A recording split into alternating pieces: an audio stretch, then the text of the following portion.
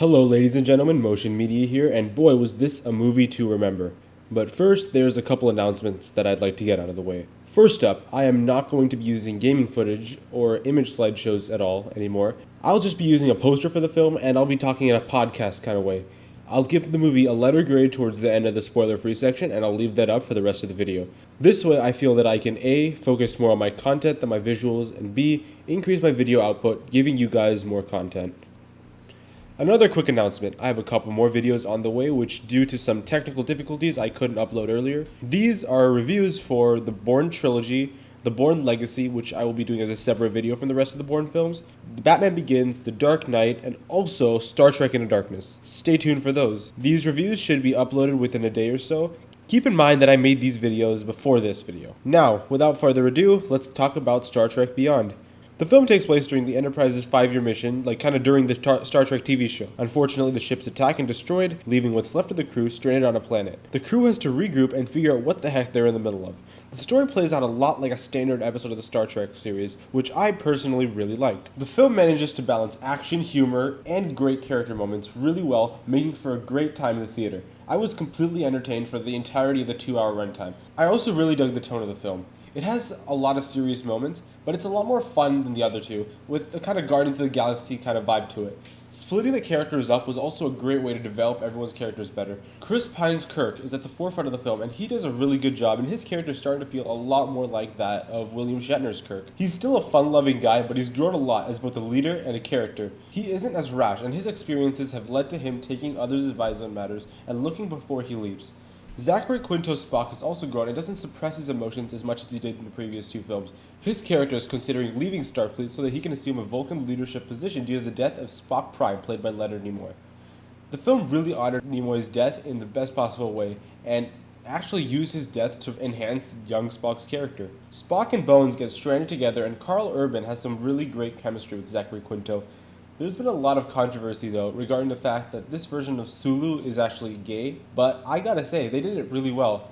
They said that he was gay, and they just spent a grand total of 5 seconds on it. Uhura's relationship with Spock feels a lot more natural and genuine now, and it's actually kind of funny at times, which really works with the film. Simon Pegg's Scotty is great as always, and I really liked his relationship with Jayla, who was played by Sofia Boutella. She was awesome in the role, and I'd really like to see her come back later down the line. The main antagonist, Krall, played by Idris Elba, is a pretty menacing villain. For the first 90% of the film, though, he's a pretty generic villain, despite the fact that he is pretty physically imposing. But he gets some great character development a bit towards the end of the film. After he gets that depth, his character becomes a lot more fun, and I'm sure it'll be better on rewatching. The late Anton Yelchin also gets to really shine as Chekhov. He and Kirk are stranded together and have this genuine feeling kind of relationship that really worked. Rest in peace, Anton. You really will be missed. Being a Star Trek movie, the film also has to have great visuals all around. I love the camera shots they have where they pan around the Enterprise or where they focus the camera on a character as he or she walks around the hallway. That said, the Enterprise does go down, so there's not as many of those as there are in the last two.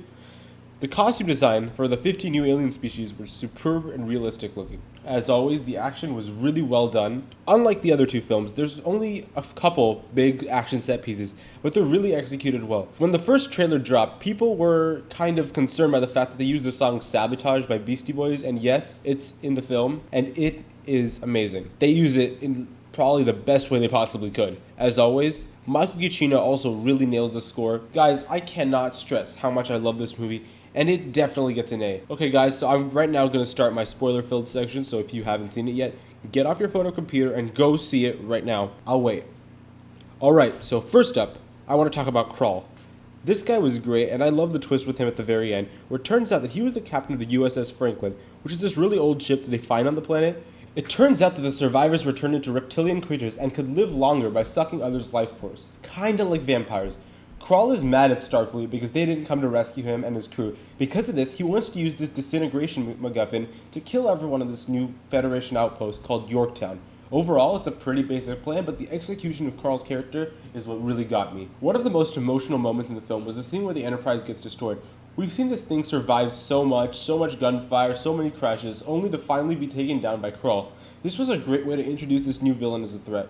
I did, however, feel that the scene went a little bit longer than it needed to, just by 5 or 10 minutes. It's a really minor gripe, though, because that fight had so many great character moments, and everyone had their moments. However, I don't know if this was just me or not, but I did notice an insane amount of similarities between this film and some other movies, not just Star Trek movies. Into Darkness kind of had the same problem with the Wrath of Khan callbacks, but remember when I said this movie had a Guardians of the Galaxy kind of tone to it? In hindsight, they have a lot of similarities, like way too many. Keep in mind that I'm not knocking this film or Guardians of the Galaxy so much as pointing out something interesting that I noticed. For one, they both have big action sequences taking place with classic rock playing in the background.